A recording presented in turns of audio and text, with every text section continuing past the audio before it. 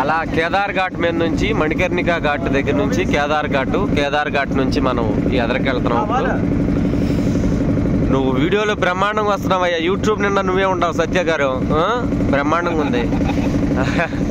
మనకి ఇలా రాజ్ఘాట్ నుంచి అలా తిన్నగెళ్ళిపోతే దశమేశ్వర ఘాట్ నుంచి వారాయి ఘాట్ నుంచి అటు పక్క మణికర్ణిక ఘాటు, లలితా ఘాటు, గంగా ఘాటు, పంచగంగా ఘాటు, గణేష్ ఘాటు, మరి ప్రహ్లాద్ ఘాటు, అలాగా తిన్నగా వెళ్ళిపోతే నమో ఘాట్.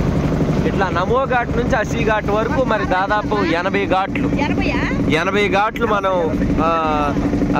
తిరిగామన్నమాట. ఇప్పుడు 80 ఘాట్లు తిరిగి ఇప్పుడు దర్శనానికి వెళుతున్నాం.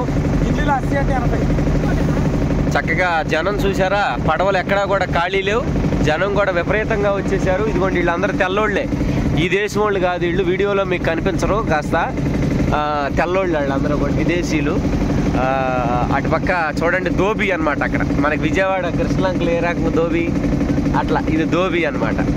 ధోబీ అంటే బట్టలు అక్కడ ఆరేస్తూ ఉంటారు. అలా పైకి వెళితే సైకిల్ స్వామి ఆశ్రమం, అలా పైకి వెళ్ళాలి.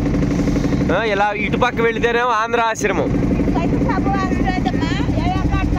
అటు పైకి వెళ్ళాలండి, పైకి వెళ్ళాలి, చాలా నడవాలి. అబ్బో సందులు, కాశీ వీధులు చాలా ఫేమస్. ఎందుకని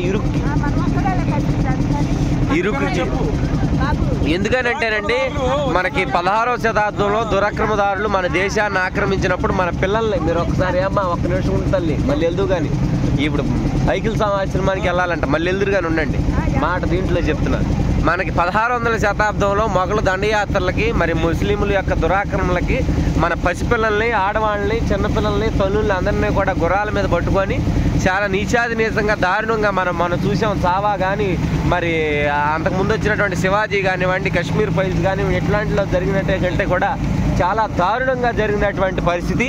అటువంటి సమయాల్లో వీటికి ఉన్నటువంటి స్థానికులు వాళ్ళందరూ కూడా వాళ్ళ గృహాల్ని చాలా ఇరుగ్గా కట్టుకున్నారంటే, ఇరుగ్గా కట్టుకోవడం వల్ల వాడు ఎటు నుంచి వచ్చినా సరే ఆ రోనకు రావడానికి ప్రదేశం ఉండదు.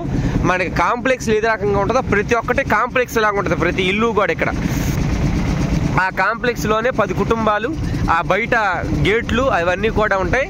కాబట్టి దాని గురించే ఈ యొక్క సిటీని ఇలా కట్టుకోవడం జరిగింది. మనకి ఇదంతా కూడా దశమేశ్వర ఘాటు. ఏమంటే ఇక్కడే సాయంత్రం పూట హారతి, గంగా హారతి ఇస్తారు. ఇక్కడ గంగా హారతి ఇస్తారు, మీరు కూడా తీయండి దాంట్లో.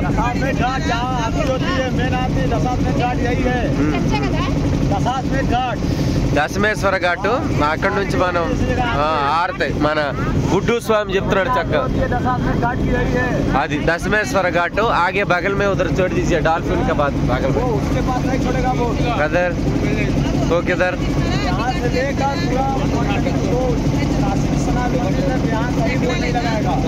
तो फिर किधर लगाएगा? इधर बहुत भीड़ लगेगा भैया. अच्छा ఇక్కడ మనాకియా అంట, అంటే వాళ్ళు చెప్పారంట బోట్ ఆపొద్దని చెప్పేసి ఇక్కడ. కాబట్టి ఆ ఎదర ఆపుతాడు, ఆపంగానే అక్కడ నుంచి మీకు చూపిస్తాం. ఇదంతా కూడా దశమేశ్వర ఘాటు. నమో పార్వతీ పతే హర హర మహాదేవ్.